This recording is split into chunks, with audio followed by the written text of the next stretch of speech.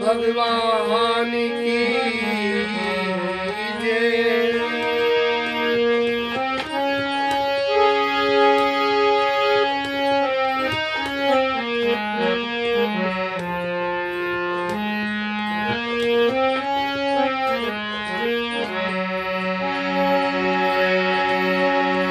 जो मन माया माया रटी, जो मन माया माया रटी, सो मन डूबत माया के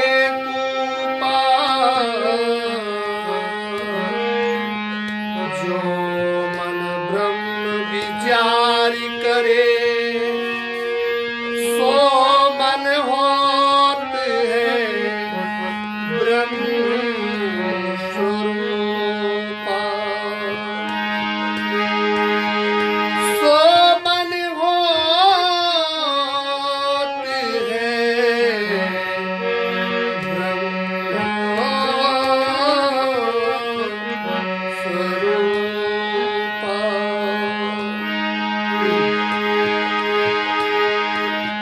माता मदाल सा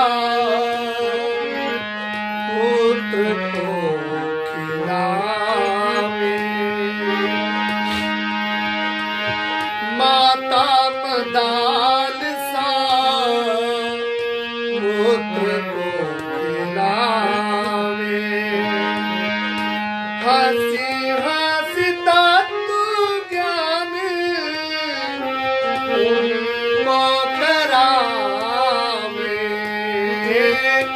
माता मदाल सा पुत्र को खिलावे, माता मदाल सा पुत्र को खिलावे।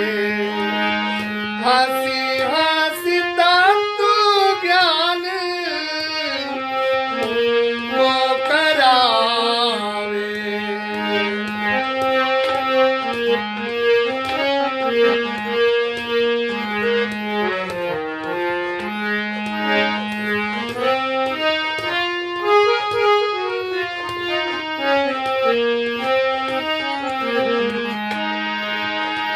पिता पुत्र भ्रात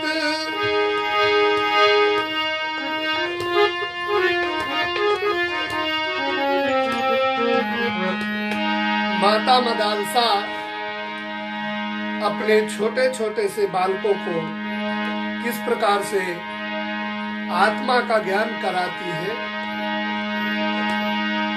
तू तो शरीर नहीं,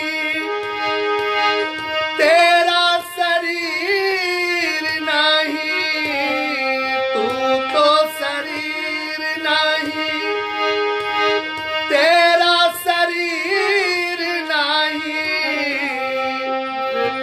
गगन तेज नीर नहीं, पृथ्वी समीर नहीं, गगन तेज नीर नहीं, पृथ्वी समीर नहीं, नाम जात तुझ में नहीं, नाम जात तुझ में नहीं, काहे दुख पावे, नाम जात तुझ में नहीं, काहे दुख पावे। माता मदाल सा पुत्र को खिलावे।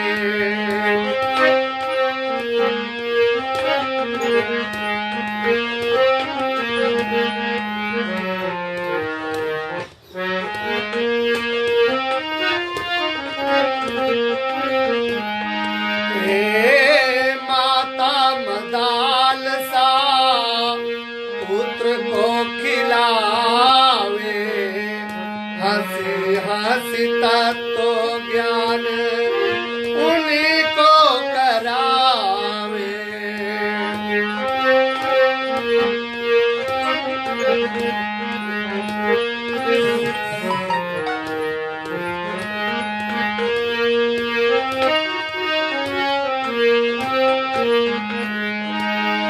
क्या कहती है?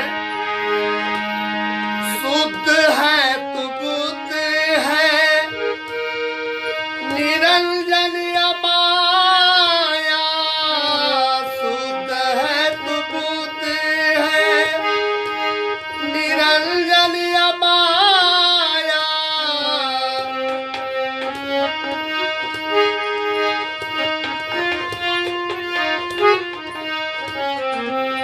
शुद्ध है तू बुद्ध है, निरंजन अमाया। संसार माया से परिरहित काया।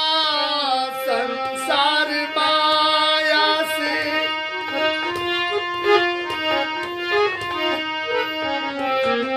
संसार माया से परिरहित काया। संसार माया से संसार सुपना तज, संसार सुपना तज। मोह क्यों बढ़ावे, माता मदाल सा पुत्र को खिलावे। संसार सुपना तज, संसार सुपना तज। मोह क्यों बढ़ावे, माता मदाल सा पुत्र को खिलावे। माता मदाल सा पुत्र को खिलावे। हंसी हंसता तो ज्ञान, हंसी हंसता तो ज्ञान उन्हीं को करावे। माता मदाल सा पुत्र को खिलावे। माता मदाल सा पुत्र को खिलावे।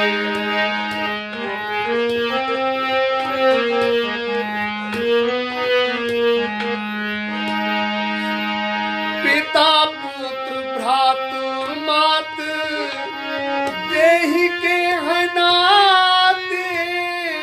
पिता पुत्र भ्रातु मात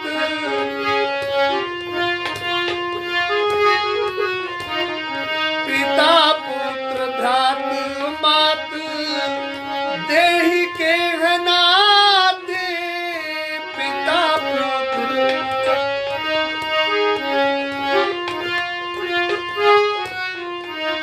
घाटे बाढ़े आही नीत, शास्त्र सब बताते। घाटे बाढ़े आही नीत, होकर सच्चिदानंद, होकर सच्चिदानंद। रोना क्यों भावे, माता मदाल सा पुत्र को खिलावे। माता मदाल सा पुत्र को खिलावे। हंसी हंसता तो ज्ञान, हंसी हंसता तो ज्ञान उनको करावे। माता मदाल सा पुत्र को खिलावे। माता मदाल सा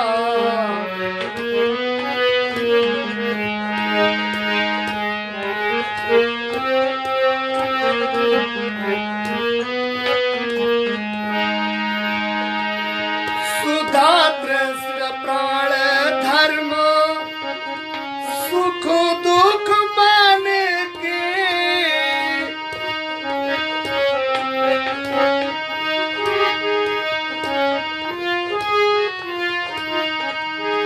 माता मदालसा अपने पुत्रों को समझा रहे कि बेटा, ये जो तुम्हारा भूख प्यास है तुम्हारा धर्म नहीं है। ये शरीर प्राण आदि के धर्म है। सुधा तृष्णा प्राण धर्म सुख दुख मान के, सुधा तृष्णा प्राण धर्म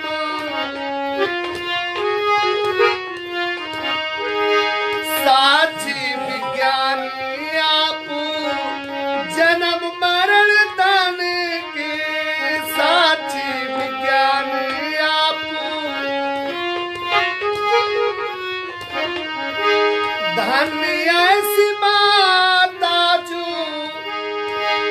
धन्य ऐसी माता जो बंधन से छुड़ावे, माता मदाल सा पुत्र को खिलावे, माता मदाल सा पुत्र को खिलावे।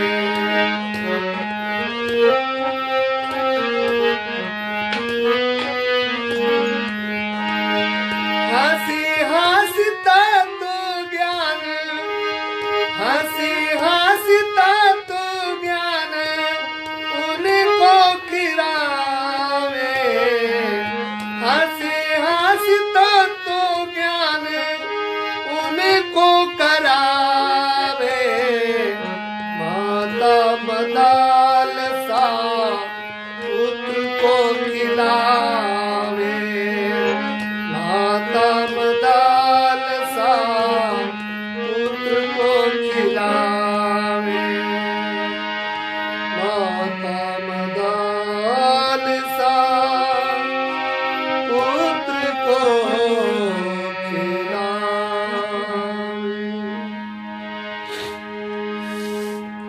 माता मदालसा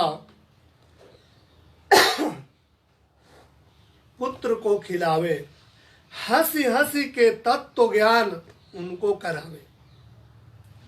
माता मदालसा अपने छोटे छोटे बच्चों को खिलाते हुए ब्रह्म तत्व का अनुभव करा दिया, ब्रह्म ज्ञान करा दिया, जिसके कारण सारे दुख उनके अंतर से मिट गए और परम शुद्ध स्वरूप आत्मानंद का अनुभव किया। माता मदालसा अपने पुत्रों को खिला रही है, जैसे कोई अनेक अनेक प्रकार से अपने बच्चों को खिलाता है, तरह तरह की बातें कह करके। लेकिन माता मदालसा अपने बच्चों को जो खिलाती थी तो उनके खिलाने का ढंग कुछ और था। वो संसारिक बातों को कह करके उन्हें नहीं खिलाती थी।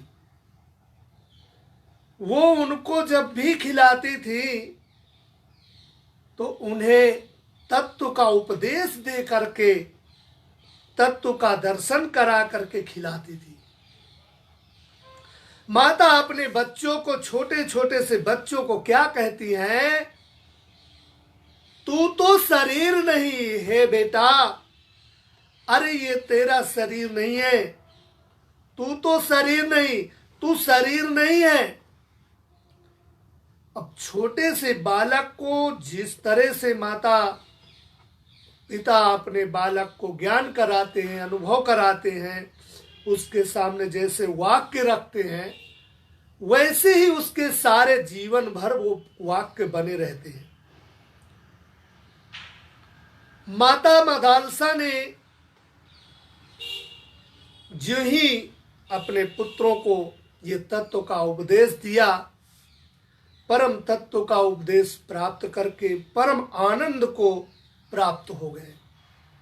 माता मदालसा अपने पुत्रों को कह रही है कि हे पुत्र, तुम ये शरीर नहीं हो, तू तो शरीर नहीं, तेरा शरीर नहीं।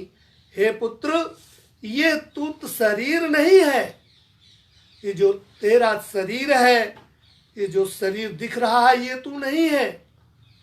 तू तो शरीर नहीं, तेरा शरीर नहीं, ना तो तू शरीर है और ना ही तेरा शरीर है। ये तू सच्चिदानंद स्वरूप आत्मा है। और ये 5 तत्वों का शरीर बना हुआ है।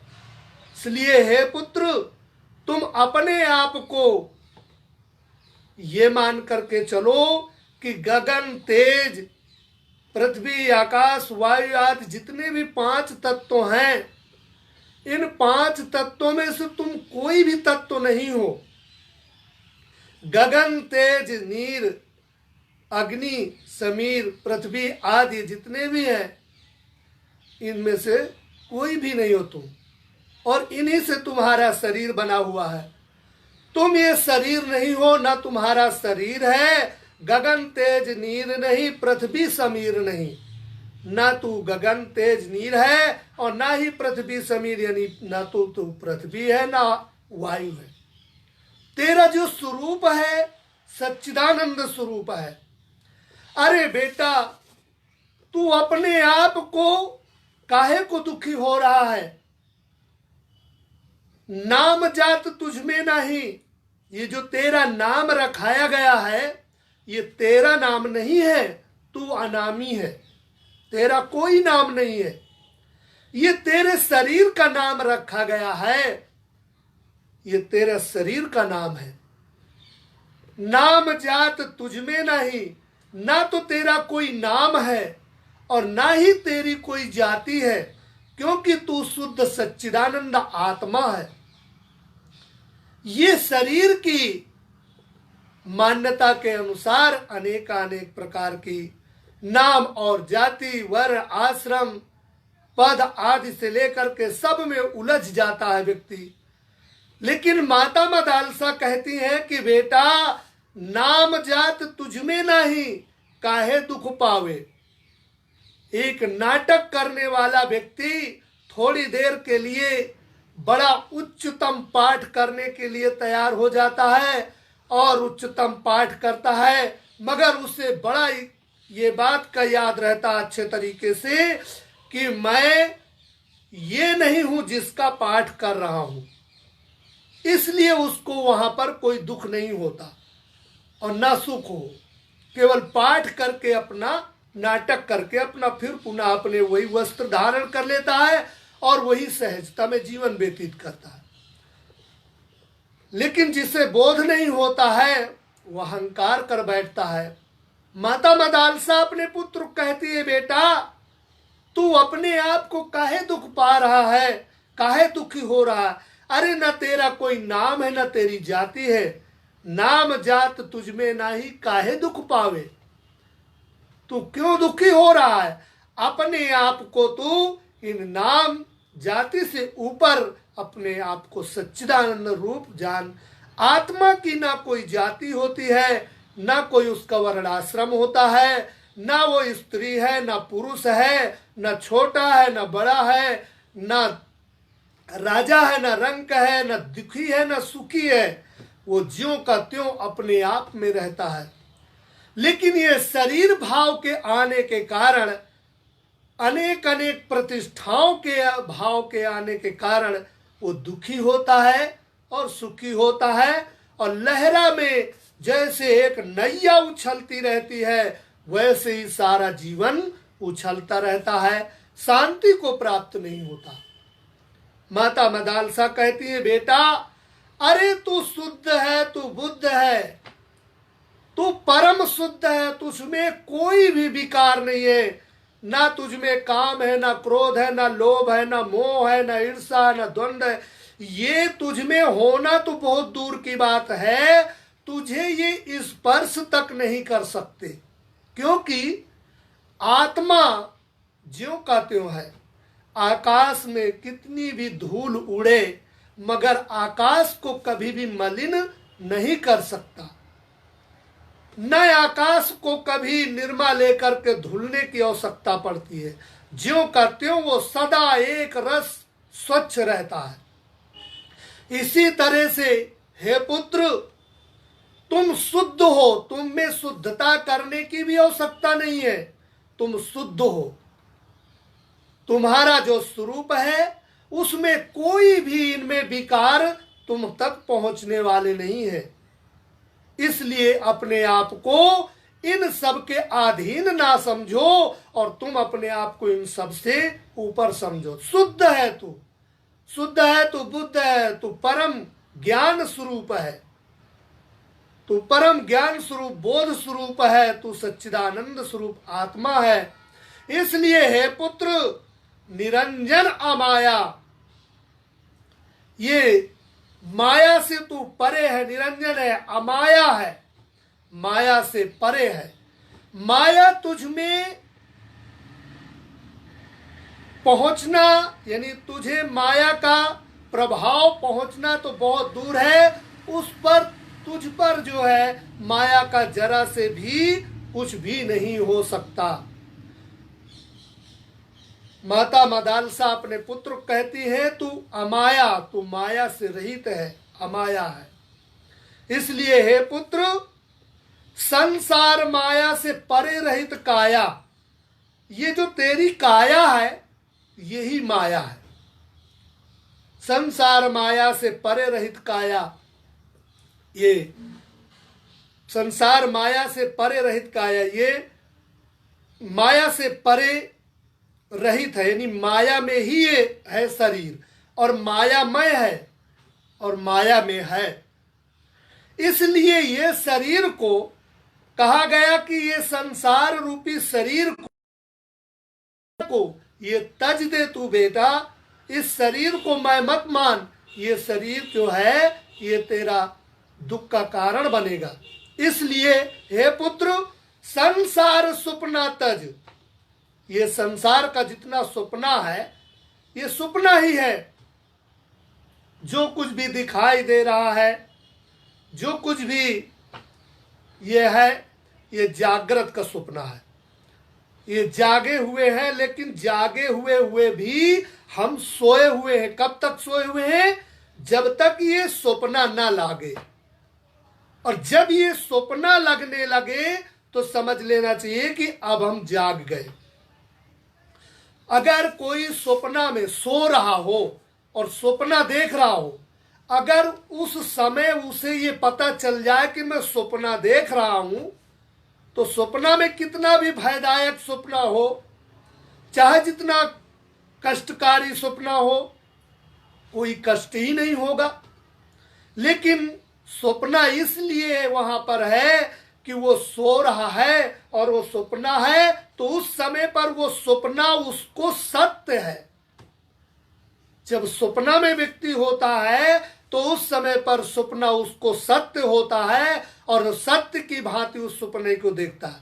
लेकिन किसी कारणवश, किसी के द्वारा या कैसे भी उसको जागृति हो जाती है, तो जागृति होते तब उसको समझ में आता है कि नहीं, ये सच नहीं था, ये तो सपना था।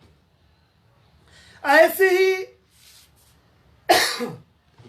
हम इस संसार रूपी मंच में आए हैं और इस संसार रूपी मंच में ये जो कुछ भी हो रहा है, जो कुछ भी कर रहे हैं, हम स्वप्नावत रूप में हैं। हमको ये ज्ञात ही नहीं है कि ये सपना है। लेकिन जिस दिन हमें अपने स्वरूप का बोध हो जाता है, स्वरूप का बोध हो जाएगा, उस दिन हमको यथार्थ मालूम पड़ेगा कि ये तो संसार स्वप्नावत है, बिल्कुल स्वप्ना के जैसे। जैसा हम जिस प्रकार से स्वप्ना में अगर किसी व्यक्ति को बहुत अधिक कोई कष्ट पा रहा हो, तो जागने के बाद उस कष्ट को और या उस तरह के जो स्थिति थी वो उसमें उसकी कोई सत्यता नहीं रहती। इसी प्रकार से प्राणी को जब जागृति हो जाती है आत्म स्वरूप की, उसी क्षण से एक क्षण नहीं लगता है, उसके सारे दुख द्वंद्व दूर हो जाते हैं। पता ही नहीं चलता कि कहाँ गए दुख, क्योंकि उसे यथार्थ मालूम हो गया। जानो तभी कि अब हम जागे, जब मन खुद संसार से भागे। और जब ये संसार सत्य लग रहा हो तो समझ लेना चाहिए कि हम सो रहे हैं।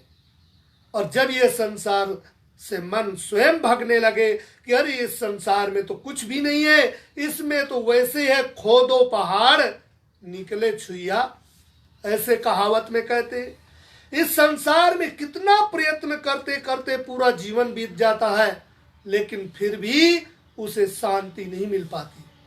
लेकिन जब संत महापुरुषों का संग मिलता है और संत महापुरुषों का संग होता है तो यथार्थ ज्ञान हो जाता है कि ये तो सपना है, और सपना में कोई राजा बन जाए तो उसको क्या फायदा मिलेगा।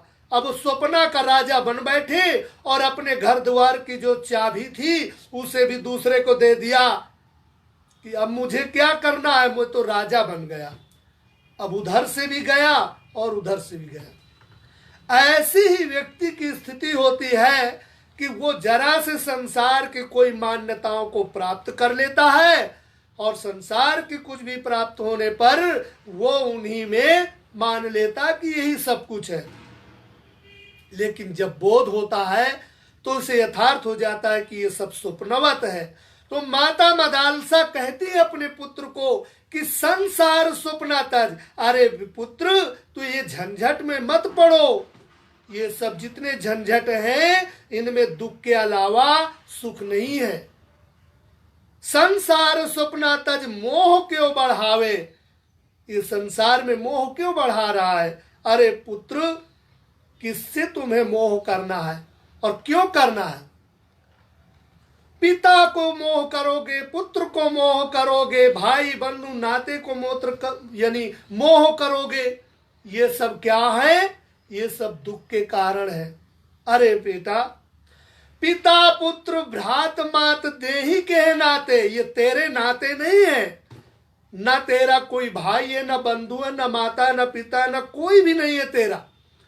ये जो कुछ माना जा रहा है ये तेरे शरीर के नाते है, और जब तक तेरा शरीर है तब तक तू भी इन्हीं शरीरों के कारण मान्यता को मानेगा, और जिस दिन ये शरीर से अलग होकर के शरीर छूटेगा उसी दिन ये न किसी का भाई रह जाता है, न बंधु रह जाता है, न माता न पिता, कोई किसी का नहीं रह जाता।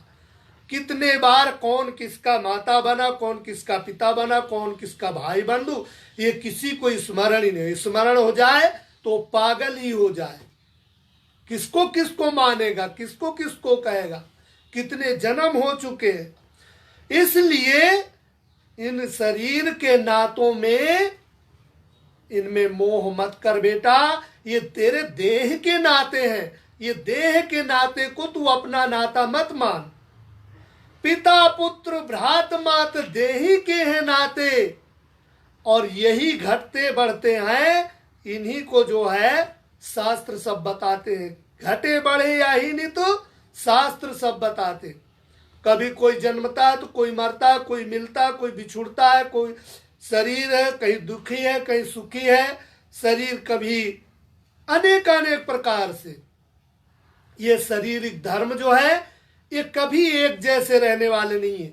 अरे बेटा, कभी कोई बालक होता है तो युवा फिर होता है, फिर वृद्धावस्था होता है। कोई भी अवस्था उसके पकड़ में नहीं आती है कि बालापन है तो बालापन ही बना रहे, युवावस्था तो युवावस्था ही बनी रहे, ऐसा नहीं है। इसलिए ये जितने भी परिवर्तन है, ये जितने भी वो हैं, ये सब देह के हैं। और हे पुत्र, तुम ना कभी घटते हो न बढ़ते हो, न तुम्हारा कभी जन्म होता है न मरण होता है। तुम अविनाशी आत्मा हो, होकर सच्चिदानंद। अरे बेटा, तुम सच्चिदानंद हो। सच्चिदानंद का अर्थ होता है सतचित आनंद, सच्चिदानंद यानी जो सत है, सत माने परमात्मा, सच्चित आनंद, आनंद स्वरूप, जो आनंद स्वरूप आत्मा वो परमात्मा के ही स्वरूप है, उसमें कोई अंतर नहीं है। जल से कभी भाप बन जाता है तो फर्क भी आ जाता है कि चलो देखने में भी अलग दिखता है। जल से अगर बर्फ बन जाता है तो वो भी देखने में अलग दिखता है। लेकिन जब वो ब्रह्म सच्चिदानंद किसी भी शरीर में जाता है तो उसके शरीर में अन्य शरीरों में जाने पर भी उस आत्मा में कोई अंतर नहीं होता है। वो ज्यों का त्यों वैसे ही रहता है। अब अंतर इतना होता है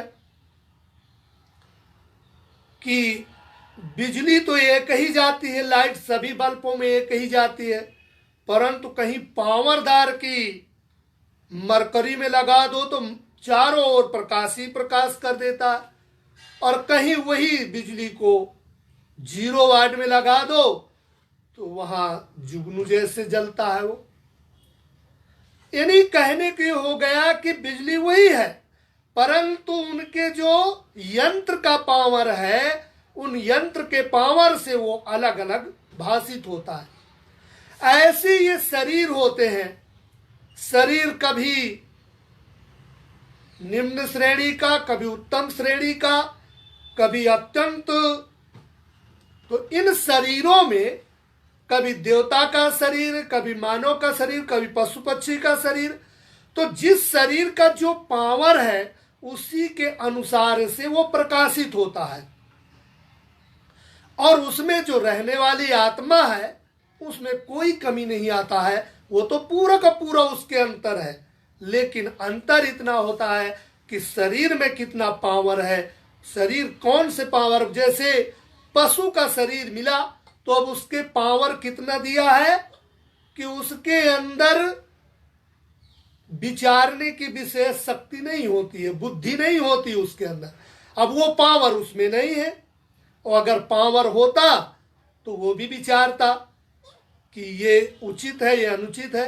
लेकिन मनुष्य शरीर में वो पावर दे दिया कि ये उचित है, ये अनुचित है, ये करना चाहिए, न करना चाहिए। तो इनमें सब में जितना पावर जहां जहां जैसा भर दिया है परमात्मा ने, उसी के अनुसार से ये आत्मा प्रकाशित होता है।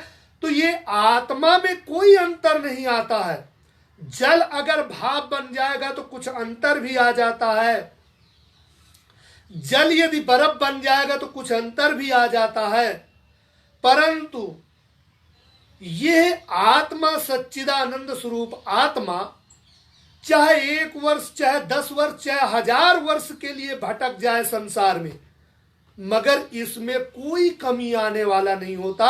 ये ज्यों का त्यों शुद्ध सच्चिदानंद स्वरूप रहता है। ये नहीं है कि आज ज्ञान होवे तो अपनी आत्मा ज्यादा कुछ अलग ढंग से प्राप्त होगा, और 10,000 वर्ष बाद यदि ज्ञान होवे तो उसका अलग प्रभाव वो होगा। कहते नहीं, आत्मा ज्यों का त्यों शुद्ध रहता है। अंतर इतना होता है कि उसके जो मनोभाव होता है, मन में मलिनता होती है, और मन में मलिनता होने के कारण वो अपने स्वस्वरूप को नहीं जान पाता, और वो शरीर भाव में रहता है। तो जब शरीर भाव में रहेगा तो शरीर के आधार पर ही वो अपने आप को मानेगा। एक विचार करने की बात है, एक सरल उदाहरण से। खाली छोटे छोटे पदों में प्राणी के अंदर कितना अधिक शरीर, मन, बुद्धि आदि से लेकर के उनमें कितना परिवर्तन मालूम पड़ने लगता है। अगर किसी व्यक्ति को एक कोई छोटा पद मिला हो तो उसी के अनुसार से सबसे वो बात करेगा, और एक दिन पूरे रिजल्ट सहित से, उसको प्रमाण सहित से कोई बहुत बड़ा ऑफिसर का उसको मिल जावे पद और पूरा प्रमाण हो, तो उसी दिन से फिर उसके सामने आने वाले लोगों के सामने उसी व्यक्ति का बर्ताव बदल जाएगा। अब उसके अंदर कहां से आया वो सब कुछ? वो जान गया कि मैं ये नहीं अब हूं, मैं ये अब वो नहीं हूं जो पहले था। अब उस जगह पर उसका पद जो था, अब उसके अनुसार से अपने को मान्यता। तो जितना प्राणी अपने को जहां जिस स्तर तक जान पाता है, उसी के आधार पर वो अपने आप को अनुभव करता है, और जहां नहीं जान पाता उसके आगे का नहीं जान पाता। वो कहता बस मैं इतने हूं। लेकिन जिस समय आंख खुल जाती है, पूर्ण बोध हो जाता है, तो कहता है कि वाह प्रभु, कैसी तेरी लीला है, जो तू है वही मेरा स्वरूप है, परंतु कितना अंतर कर रखा कि मूर्ति का पत्थर पूजा जा रहा है और सीढ़ी वाला पत्थर चरणों की ठोकर खाता है लोगों की। अंतर इतना है कि पत्थर दोनों है, मगर दोनों में कितना अंतर है कि एक ठोकर खाता है और एक पूजा जाता है। तो परमात्मा की जगह जगह पर पूजा होती है, और जो संसार में आसक्त है तो वही सच्चिदानंद स्वरूप, परंतु संसार की उसे ठोकरें खानी पड़ती है, क्योंकि वो जो है उस स्तर तक नहीं पहुंचा। उतनी कठिनाइयों को झेलता हुआ यदि छेनी हथौड़े की मार सही होती तो वो भी मूर्ति बन करके वही स्थिति को प्राप्त करता, परंतु सीढ़ी के पत्थर ने सब नहीं सहन किया तो उसको ये दशा भोगनी पड़ती है। इसी तरह से ये संसार में जब प्राणी परम लक्ष्य को प्राप्त करने के मार्ग में अनेक कठिनाइयों को सामना करते हुए जब वो आगे बढ़ता जाता है तो एक दिन वो उसी लक्ष्य को प्राप्त कर लेता है। तब उसे समझ में आता है कि प्रभु आपसे अब मैं मांगू क्या? ऐसा कुछ भी नहीं है कि जो तुमने मुझे प्रदान न किया हो।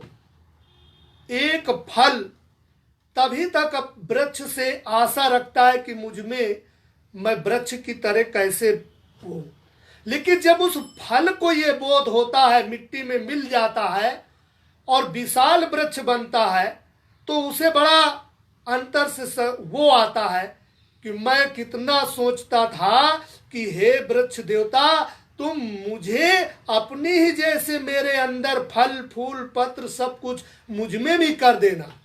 परंतु अब वो वृक्ष सोच रहा है कि मुझ में तो सहजता में ही मेरे वृक्ष ने मुझ में सब कुछ समाहित कर दिया था। तो जिस तरह एक फल में पूरा वृक्ष समाया होता है, उसमें कुछ मांगने की जरूरत नहीं है, इसी तरह से परमात्मा अपने इस अंश रूप आत्मा को ऐसा कुछ भी नहीं रखा कि जो अपने लिए आनंद रखा हो और जीवात्मा को न दिया हो। परंतु अंतर इतना है कि भगवान संसार के माया से परे हैं। भगवान माया को अपने इशारे पे नचाते हैं, इसलिए भगवान वो परम आनंद में रहते हैं और ये जीवात्मा माया के नचाने पे नाचता है, माया में भटकता है। तो अंतर इतना ही होता है कि एक ही सच्चिदानंद हो करके भी ये संसार में एक भटक रहा है और एक परम आनंद में स्थित होता है। तो कहते हैं कि होकर सच्चिदानंद रोना क्यों भावे? अरे क्यों रो रहा? अगर तुझे दुख हो पुत्र तो तू रोवे तो शोभा देता है, और अगर दुख ही ना हो और फिर भी रोवे तो यह उपहास का पात्र बनता है। दुख किस बात का, क्यों दुखी है? कहते हैं माता मदालसा जब इस प्रकार से अपने पुत्र को कह करके समझाया कि बेटा तुम दुखी मत होना, तुम सच्चिदानंद स्वरूप हो, तुम में कोई भी कमी नहीं है, तुम ज्यों का त्यों पूर्ण हो। इसके बाद माता मदालसा कहती है अपने पुत्र को, सुधा तृष्णा प्राण धर्म। हे बेटा, ये जो तुम्हारे अंदर भूख प्यास लगती है ये तुम्हारा धर्म नहीं है। तुम कुछ भी नहीं खाते हो, ना तुम कुछ खाते हो ना पीते हो, तुम में कोई भी इनकी आवश्यकता नहीं है।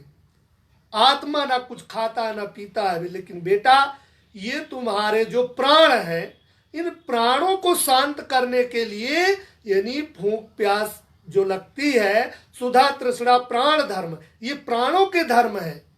प्राणों को शांत करने के लिए खाया पिया जाता है, इसलिए तुम अपने आप को ये मत समझो कि मैं कुछ खा रहा हूं या कुछ पी रहा हूं। सुधा तृष्णा प्राण धर्म, सुख दुख मन के।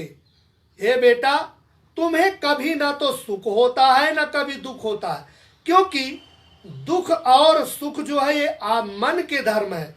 मन ने कुछ पाया तो बड़ा खुशी हो गया, और कुछ खो दिया तो दुखी हो गया। तो इसलिए बेटा तुम ये मन के पाने और खोने में तुम सुखी और दुखी मत हो, ये तुम्हारे मन का धर्म है, तुम मन की स्थिति में मत जाओ। इसलिए हे बेटा, और कहते जन्म मरण तन के साक्षी विज्ञान आप जन्म मरण तन के। हे बेटा, तुम्हारा ना तो कभी जन्म हुआ है और ना कभी मरण होने वाला है। तुम्हारी ये आत्मा ना कभी जन्मी है ना कभी मरी है। न इसका आदि है, न अंत है, न मध्य है। हम सीमित कर देते हैं, हम जीवात्मा है, हम जीवात्मा है।